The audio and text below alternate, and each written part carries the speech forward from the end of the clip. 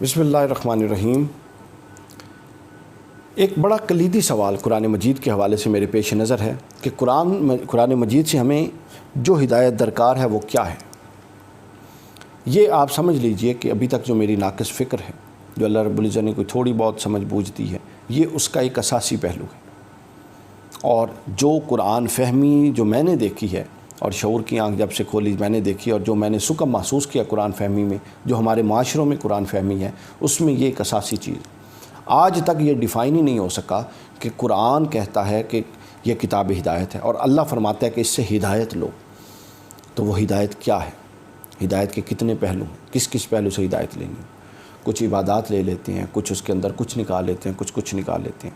تو ایسا پیٹ تصور سامنے نہیں ہے کہ آپ بالکل دو جمع دو چار کی طرح سمجھ جائیں کہ یہ وہ تصور ہدایت ہے جو ہم نے قرآن سے اخذ کرنا ہے۔ وہ جو میں سمجھ سکا وہ میں عرض کر دیتا ہوں۔ اصل میں اب تک یہ بیان اس لیے نہیں ہوا کہ یہ تو سب کہتے ہیں کہ قرآن سے ہدایت لینی ہے، مگر ہدایت کو کیلکولیٹڈ انداز میں بیان نہیں کرتے۔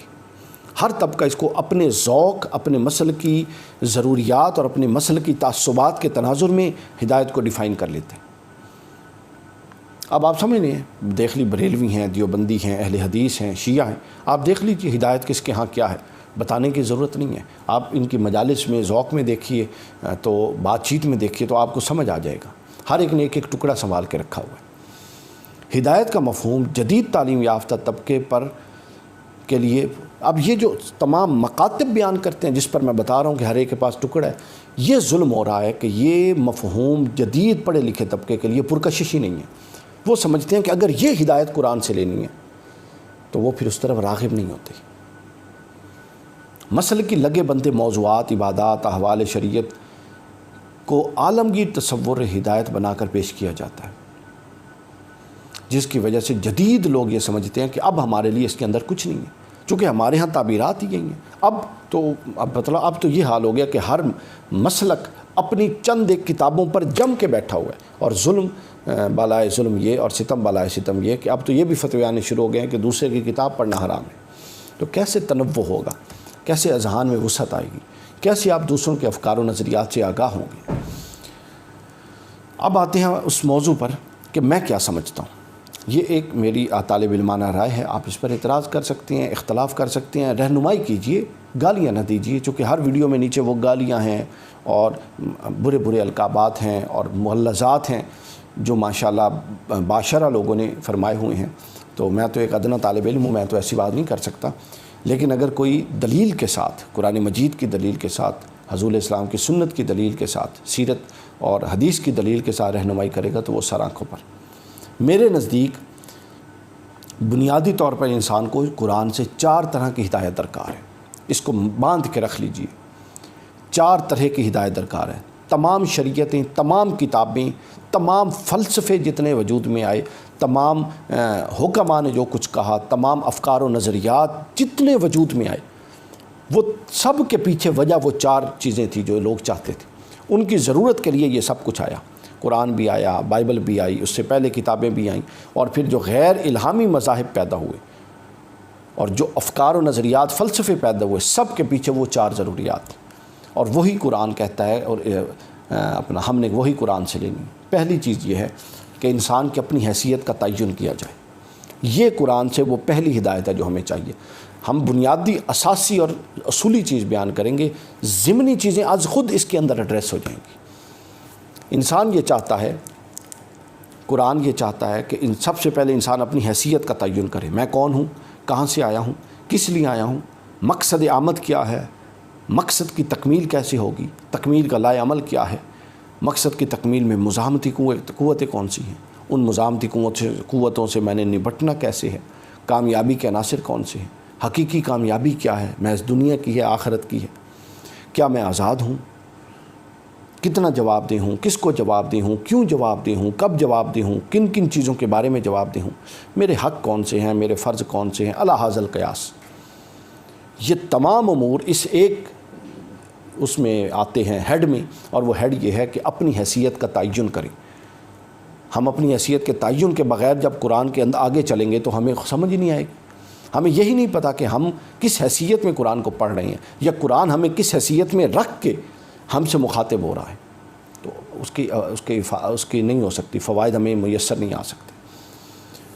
اب قرآن کی تخلیق، اب اس کے اندر بہت ساری آیات ہیں، آگے ہم اس کو چلائیں گے، لیکن ابھی میں اس کو بنیادی بات کرنے لگا ہوں۔ دوسرا حصہ خدا کی حیثیت کا تعین، اللہ خدا کون ہے بھی یا نہیں ہے تو کیسا ہے، اس کا تعارف کیا ہے، اس کی صفات سے آگاہی، اس کی پسند اور ناپسند سے آگاہی، اس کی طاقت و قدرت سے آگاہی، اس نے مخلوقات کیوں بنائیں، وہ ان سے چاہتا کیا ہے، اس کے ہاں کامیابی کا معیار کیا ہے، کوئی ایسا کام بھی ہے جس کے بعد وہ کبھی معاف نہیں کرتا، کوئی اس کی پسند ناپسند بھی ہے، وہ ناراض ہوتا ہے تو کیوں ہوتا ہے، ناراض ہوتا ہے تو اس کو منانا کیسے ہے، وغیرہ وغیرہ وغیرہ۔ یعنی اللہ رب العزت ہمارے خالق کی حیثیت کا تعین ہو آپ کے سامنے، آپ بالکل کلیئر ہوں۔ حیثیت کے تعین سے مراد یہ لفظ اللہ کی شان کے مطابق نہیں، میں سمجھا رہا ہوں کہ آپ کے سامنے کلیئر ہو کہ وہ ہستی کون سی ہے اور اس کے پورا تعارف کیا ہے، صفات کیا ہے۔ تیسری چیز جو آپ کو قرآن سے ہدایت چاہیے وہ یہ چاہیے کہ قرآن کے ساتھ انسان کے تعلق کی، خدا کے ساتھ اب خدا کی حیثیت کا تعین ہو چکا ہے، انسان کی حیثیت کا تعین ہو چکا ہے۔ اب یہ ہے تیسری ہدایت کہ انسان کے ساتھ خدا کے تعلق کی نوعیت کیا ہے، انفرادی حیثیت میں خدا کے ساتھ انسان کے تعلق کی نوعیت کیا ہے، اور اجتماعی حیثیت میں انسان کے ساتھ خدا کے تعلق کی نوعیت کیا ہے۔ یعنی میرا خدا مجھ سے کیا چاہتا ہے، اس نے مجھے کیوں پیدا کیا، کیا میں اس کا پابند ہوں یا وہ مجھے پیدا کر کے اب مجھ سے بالکل لا تعلق ہو گیا ہے، اس کی مانوں کیسے مانوں، کتنی مانوں، وہ کیسے مجھ سے مخاطب ہوتا ہے، اس کی مانوں گا تو وہ خوش ہوگا، کتنا خوش ہوگا، اس کا اظہار کیسے ہوگا، ناراض ہوگا تو کیسے ہوگا، کیا اس نے مجھے کوئی لائے عمل بھی دیا ہے، وہ کیا ہے، اس نے مجھ پر کیا فرائض عائد کیے ہیں، وہ مجھ سے کچھ چاہتا بھی ہے۔ یہ تمام امور آپ کے رب کے ساتھ جو تعلق کی نوعیت ہے اس کو طے کریں گے۔ یہ قرآن کی ہدایت کا تیسرا اساسی موضوع ہے۔ اور چوتھا جو اساسی موضوع ہے ہدایت کے حوالے سے وہ یہ ہے کہ کائنات کی حیثیت کا تعین، اب خدا بھی ہو گیا، انسان بھی ہو گیا، دونوں کی حیثیت کا تعین بھی ہو گیا، اور تیسرا ان دونوں کا آپس کے تعلق کا تعین بھی ہو گیا۔ اب چوتھی چیز یہ ہے کہ کائنات کی حیثیت کا تعین اور انسان اور خدا کا اس کائنات کے ساتھ تعلق کیا ہے، اس کی نوعیت کا تعین۔ یہ چوتھی اور آخری ہدایت ہے جو ہم نے قرآن سے لینی۔ جب یہ چار ہدایتیں ہمارے سامنے ہوں گی، یہ چار پہلو، ہدایت کے یہ چار پہلو اور یہ چار ستون ہمارے سامنے ہوں گے، آپ کسی مسئلے پر غور کریں، کسی مسئلے پر آپ جزوی تصور بھی نہیں بنا سکیں گے، آپ اس کے اندر باعث اور جانبدار بھی نہیں ہو سکیں گے، آپ اس کے اندر صراط مستقیم پہ بھی رہیں گے، آپ وہ تمام احتیاطیں ملحوظ رکھ سکیں گے جو قرآن کہتا ہے کہ رکھنی چاہیے۔ اب کائنات کی حیثیت کا تعین یہ ہے کہ کائنات کیوں بنائی گئی، کب بنائی گئی، کب تک ہے، ہمیشہ ہے، کتنے عرصے تک ہے، کون اس کو ختم کرے گا، میرا اس میں کیا مقام ہے، خدا کے ساتھ بعد از تخلیق اس کائنات کا کیا تعلق ہے، خدا بنا کے سائیڈ پہ تو نہیں ہو گیا ہے، تو کیا تعلق ہے، وہ اس کائنات کو بنانے سے خدا کے مقاصد کیا ہیں، یہ میرے مقاصد کی تکمیل میں مجھے مددگار کیسے ہے، اس کی قوتیں اور اس کے قوانین میرے ممید و معاون کیسے ہیں میرے مقاصد کے حصول میں، میرا اس میں قیام کتنا ہے۔ یہ تمام چیزیں اس کائنات کے ساتھ آپ کا اور خدا کا تعلق طے کریں گی۔ اب یہ وہ چیزیں ہیں، اگر آپ اس تصور کو، ہدایت کے تصور کو، یہ وہ ہدایت ہے جو قرآن مجید سے ہمیں چاہیے، یہ وہ ہدایت ہے جو قرآن مجید سے ہمیں چاہیے۔ اس کے بغیر آپ بھول جائیں کہ آپ قرآن فہمی کا دروازہ خود پہ کھول سکتے ہیں۔ یہی مسلک بندی، یہ فرقہ پرستی، یہ سب کچھ اس لیے ہے کہ ہر ایک کی ہدایت کی ڈیفینیشن ہی اپنی ہے، اور وہ ڈیفینیشن بڑی لمیٹڈ، بڑی جزوی ہے۔ دیکھیے نا، اب آپ غور کیجئے اس تعریف کی روشنی میں جو میں نے تصور ہدایت دیا، دین کے تمام شعبوں کا جائزہ لیں، تمام فلسفے جو آج تک سامنے آئے ہیں ان کا جائزہ لیں، سائنسی ایجادات کا جائزہ لیں، یعنی کائنات جا کس طرف رہی ہے، ہر کوئی انہی چار سوالوں کا جواب چاہتا ہے اپنے اپنے انداز میں۔ مذہب کا اپنا انداز، سائنس کا اپنا انداز، معاشرت کا اپنا انداز، سیاست کا اپنا انداز۔ اب یہ الگ بات ہے کہ کون اصل ٹریک پہ نہیں، چاہتے سب یہی ہیں۔ پھر قرآن بھی انہی چار مقاصد کے حصول کو ہدایت سے تعبیر کرتا ہے۔ اچھا، بڑی غور طلب بات، کیا خوبصورت اللہ رب العزت نے بیان فرمائی۔ انسان کو جب اللہ رب العزت نے ایک پورا لائے عمل دینا تھا تو وہ کوئی فکر، کوئی نظریہ، کوئی عقیدہ بیان کر سکتا تھا نا کہ اس کے پیچھے چل، یہ صراط مستقیم ہے۔ قرآن نے کہا صراط الذین اہدنا الصراط المستقیم صراط الذین انعمت علیہم، ان کی راہ پر چل جو انعام یافتہ ہیں۔ کیوں؟ کامیابی کے لیے کسی فکر و فلسفہ کی پیروی کا کیوں نہیں کہا؟